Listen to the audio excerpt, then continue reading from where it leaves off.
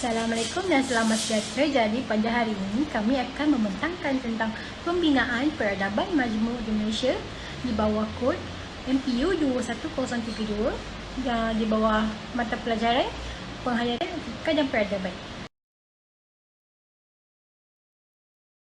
Jadi saya ingin membentangkan tentang hasil pembelajaran dan objektif yang kita akan dapat selepas ini.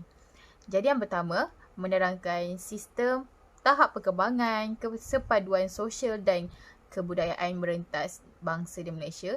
Yang kedua, memahami proses pembinaan negara bangsa Malaysia melalui kepelbagaian peradaban.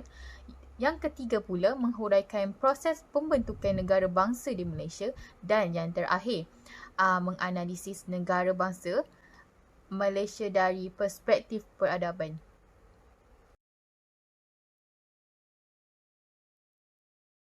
Assalamualaikum warahmatullahi wabarakatuh dan salam sejahtera. Nama saya Nur Aimisha Alina binti Harizal dan nombor matrik saya 01 DRM 20F 2014 dan saya akan membentangkan usaha-usaha ke arah pembentukan negara bangsa. Assalamualaikum warahmatullahi wabarakatuh dan selamat sejahtera. Hai, saya Nur Khadijah binti Zainuddin dan korang boleh panggil saya Dija. Nombor matrik saya 01 DRM 20F 2025.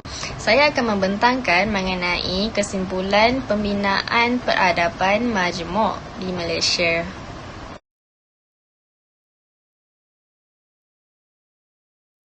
Assalamualaikum dan selamat sejahtera. Saya Maisurah Halimah binti Ali dengan nombor matrik 01 DRM 20F 2022. Jadi pada hari ini saya akan membentangkan tentang konsep idaman bangsa.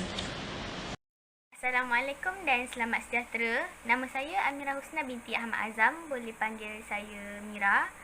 Nombor pendaftaran 01 DRM 20F 2010. Dan pada hari ini saya ingin membentangkan tentang sinopsis pembinaan peradaban majmuk di Malaysia. Assalamualaikum dan selamat sejahtera. Nama saya Safira Damia binti Syafir Hisham, bernombor matrik 01 DRM 20F 2001.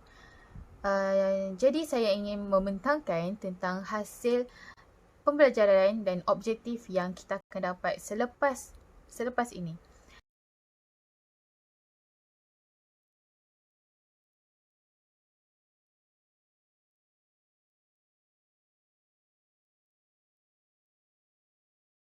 Pembinaan peradaban majmuk di Malaysia ialah hasil gabungan daripada beberapa peradaban besar dunia yang terjalin melalui perjalanan sejarah di alam Melayu.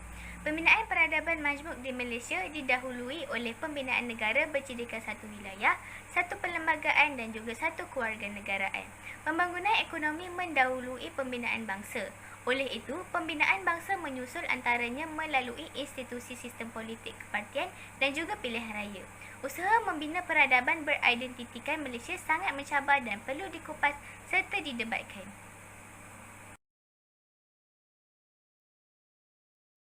Demi menjamin proses pembinaan peradaban di negara Malaysia di atas landasan moral dan kerohanian yang dituntut oleh agama Islam dan agama-agama yang lain berterusan tanpa terjejas, penilaian baik dan buruk pembinaan peradaban majmuk di negara ini perlu dilakukan dengan teliti. Kebaikannya perlu dimakmurkan dan dimanfaatkan oleh rakyat negara ini. Keburukannya perlu dielakkan dan diatasi dengan sebaik mungkin. Kita perlu menggunakan segala kekuatan dan kekayaan yang ada pada kita, terutamanya kekayaan dalaman yang terdapat dalam agama dan tradisi kita, baik yang berbentuk kerohanian maupun yang berbentuk intelektual ataupun keilmuan.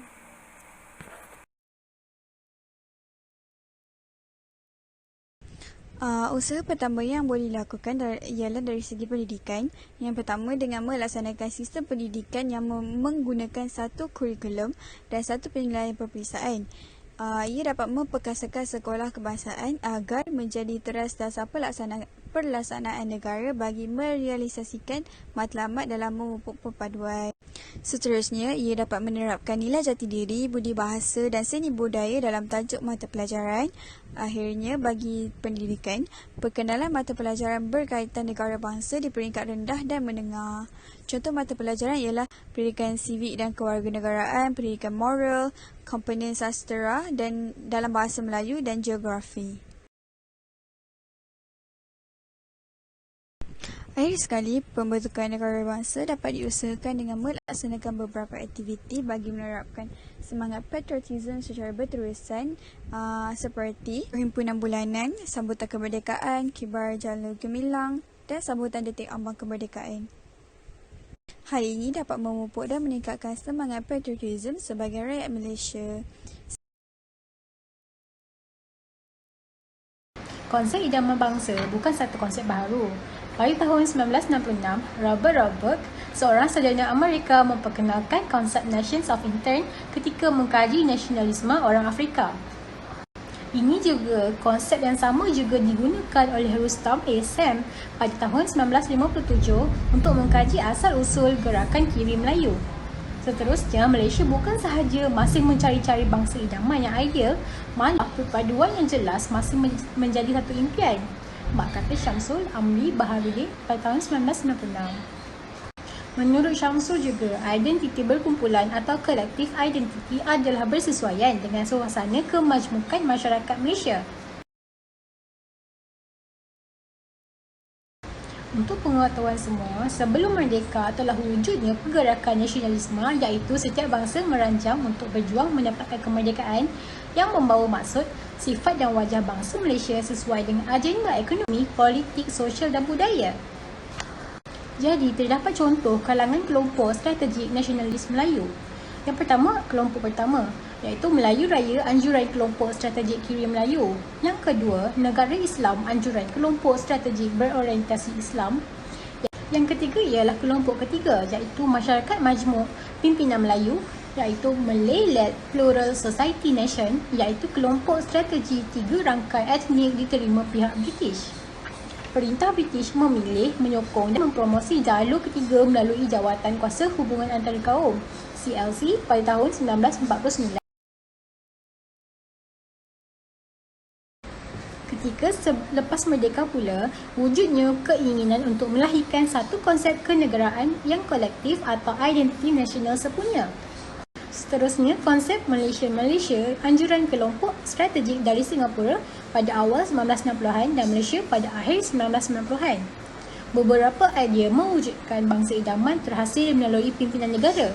Contohnya, Bangsa Malaysia, Wawasan 2020, Cetusan Idea Tun Dr. Mahathir, Gagasan Satu Malaysia dan Cetusan Idea Datuk Seri Najib Tun Razak. Di Borneo pula, konsep Sabah for Sabahan, konsep Sarawak for Sarawakian.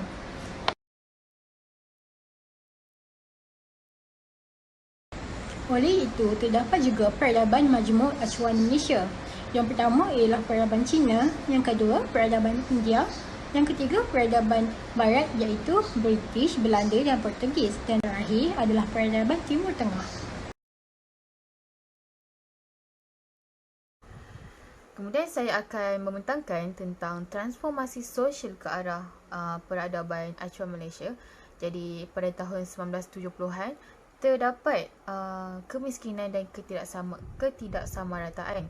Kemudian, aktiviti pembangunan, industri dan penghijraan telah berlaku pada tahun 1980-an sehingga tahun 1990-an. Kemudian, pada tahun 2000 pula, terdapat perbandaran dan kelas menengah. Dan akhir sekali, pada tahun 2010 ke atas, bermulalah negara Malaysia ke arah negara maju.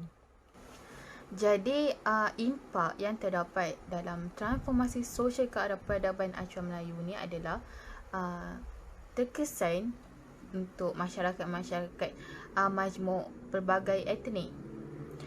Yang ni ketamadunan paling anak wantan, iaitu budaya Melayu sebagai teras.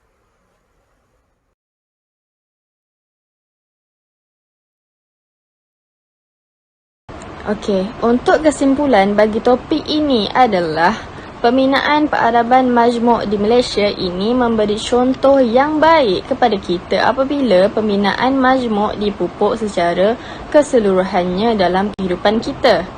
Malaysia merupakan salah satu negara yang sentiasa gigih dan berusaha meningkatkan perpaduan rakyat kerana negara kita terdiri daripada pelbagai kaum.